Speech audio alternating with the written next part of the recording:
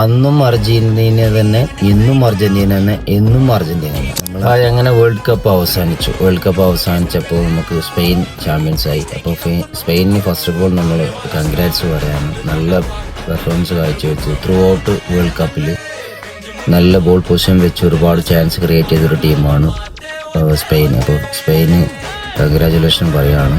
അതുപോലെ തന്നെ നമ്മൾ ഡിസപ്പോയിൻറ്റഡ് എന്ന് പറഞ്ഞാൽ നമ്മൾ അർജന്റീന മാച്ച് നമ്മളിങ്ങനെയല്ല ഫൈനൽ പ്രതീക്ഷിച്ചത്. നമ്മൾ നല്ലൊരു മാച്ച് പ്രതീക്ഷിച്ചായിരുന്നു. പക്ഷേങ്കിൽ അന്നത്തെ ഡേ ശരിയല്ല, അന്നത്തെ ദിവസം അർജന്റീനയ്ക്ക് ശരിയല്ല, അന്നൊന്നും കളിക്കാൻ പറ്റിയിട്ടില്ല.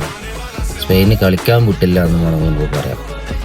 പിന്നെ നമുക്ക് എടുത്തു പറയുന്നത് വെച്ചാൽ നമ്മൾ കളി കഴിഞ്ഞിട്ടുള്ള പ്രശ്നങ്ങൾ കാര്യങ്ങളൊക്കെ അതിൽ നമ്മൾ ഒരിക്കലും അംഗീകരിക്കുന്നതല്ല. അത് ഞാൻ എൻ്റെ മുന്നിലും ഫ്രാൻസിൻ്റെ ഒരു മാച്ച് കഴിഞ്ഞപ്പോൾ അതിന് ഞാൻ ഒരു കമൻറ്റ് ഇട്ടിട്ടുണ്ടായിരുന്നത് പോലെ. അപ്പോൾ ഇത് നമ്മൾ നല്ല ഒരു സ്പോർട്സ്മാൻ സ്പിരിറ്റിൽ തന്നെ ഈ ഒരു മാച്ചസ് ഒക്കെ കാണണം. ഈ നമ്മൾ മാച്ച് കഴിഞ്ഞാലും മറ്റുള്ള എതിർ ടീമാണെങ്കിൽ അവർക്ക് ക്ഷയിക്കാൻ അതുപോലെ ഹഗ് ചെയ്തിട്ടൊക്കെയാണ് പിരിയൽ. അപ്പോൾ ആ രീതിയിൽ തന്നെയാണ് നമ്മൾ എപ്പോഴും കാണുക.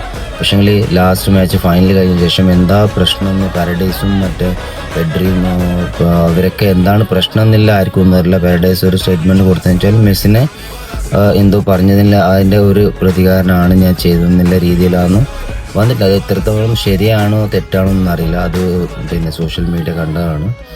അപ്പോൾ എന്താ പറയുക, ഈ ത്രൂ ഔട്ട് നമ്മൾ വേൾഡ് കപ്പ് എന്ന് പറഞ്ഞുള്ള ഒരു 1.5 മാസത്തെ കളിയാണ്.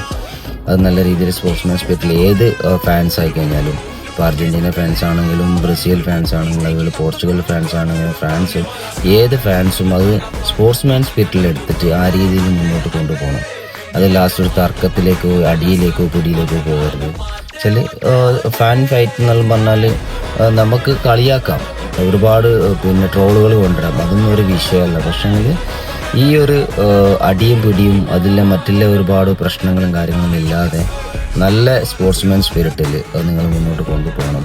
നമ്മളെ കേരളത്തിലെ ഫാൻ ഫൈറ്റും കാര്യങ്ങളൊക്കെ നമ്മൾ ഒരുപാട് ഈ സോഷ്യൽ മീഡിയ കണ്ടു. പക്ഷെ അതിൽ ഉപരി ഞാൻ കണ്ടത് ബ്രസീലിലെ റിച്ചാർഡ്സ് എന്ന് പറഞ്ഞൊരു പ്ലെയർ ഉണ്ട്, സ്ട്രൈക്കർ കളിക്കുന്നത്. മൂപ്പര ആഹ്ലാദം ഇന്നലെ ഒരു ഗോൾ അടിച്ചതിന് ശേഷമുള്ളത്.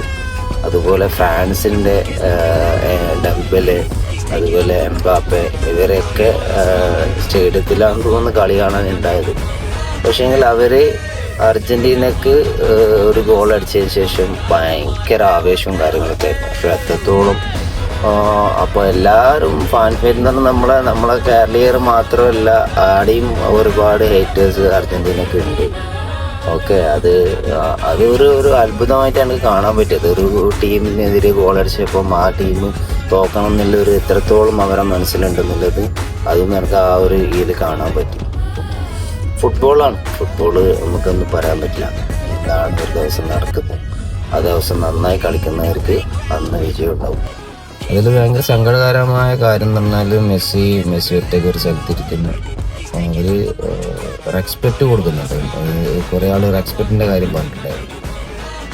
എമിനമാല് പോയിട്ട് വരുന്ന സമയത്ത് എണീച്ച് നിന്ന് പിന്നെ ഹഗ് ചെയ്തിട്ട് വിടുന്നു. ഒരുപാട് സ്പെയിനിൻ്റെ പ്ലെയേഴ്സ് വന്ന് അപ്പോൾ അത് കറക്റ്റായിട്ട് കളി കഴിഞ്ഞിട്ട് അവർക്കെല്ലാം ക്ഷയിക്കാണ്ട് അതുപോലെ ഹഗ് ചെയ്തിട്ട് വിടുന്നു. മെസ്സിൻ്റെ ഭാഗത്ത് നല്ല പ്രശ്നങ്ങളുണ്ടായത്. പാരഡൈസ് സംഭവം എന്ന് വെച്ചാൽ മെസ്സിനെ എന്തോ കുറ്റം പറഞ്ഞതിൽ ആ ഒരു പ്രയോഗത്തിൽ സംഭവിച്ചതാണെന്നാണ് പറയുന്നത് സ്റ്റേറ്റ്മെൻറ്റ് കൊടുത്ത്. സംഭവം എന്ന് വെച്ചാൽ ഒരുപാട് ആൾക്കാർ മെസ്സേജ് ചെയ്തിട്ട് അതുപോലെ എനിക്ക് ഫോൺ ചെയ്ത് എന്താ വീഡിയോ ഇടാത്തത്, എന്നെ കാണുമ്പോൾ എൻ്റെ നാട്ടിലുള്ള ആൾക്കാർ ഒരുപാട് ആൾക്കാർ ചോദിച്ചത് വീഡിയോ കണ്ടിട്ടില്ലല്ലോ, അർജന്റീന തോറ്റോണ്ടാണോ വീഡിയോ ഇടാത്തെന്ന് ചോദിച്ചു. ഞാൻ പറഞ്ഞ വീഡിയോ സെറ്റാക്കുന്നതേ ഉള്ളൂ, അത് കുറച്ച് ലോങ് വീഡിയോ വേണം, അതുകൊണ്ടാണ് ടൈം എടുക്കുന്നത്. ഇൻഷാ അല്ലാഹ് ഇന്ന് വൈകുന്നേരത്തോടു കൂടെ ഇടുമെന്ന് ഞാൻ എല്ലാവരോടും പറഞ്ഞിട്ടുണ്ട്. നമ്മളെ കാര്യങ്ങൾ നമ്മുടെ ടീമിനെ ഇഷ്ടപ്പെടുന്ന രീതിയിലുള്ള സംസാരങ്ങളും കാര്യങ്ങളും നമ്മൾ സംസാരിക്കുന്നു. അതുപോലെ തന്നെയാണ് എല്ലാ ഫാനിൻ്റെ ആൾക്കാരും. അപ്പോൾ എല്ലാവരും നമ്മൾ വീഡിയോ വാച്ച് ചെയ്യുന്നുണ്ടെന്നുള്ളതിൽ വളരെയധികം സന്തോഷം. ഓക്കെ, ഇതേപോലെ നല്ല രീതിയിൽ സപ്പോർട്ട് ചെയ്യാം. ഓക്കെ.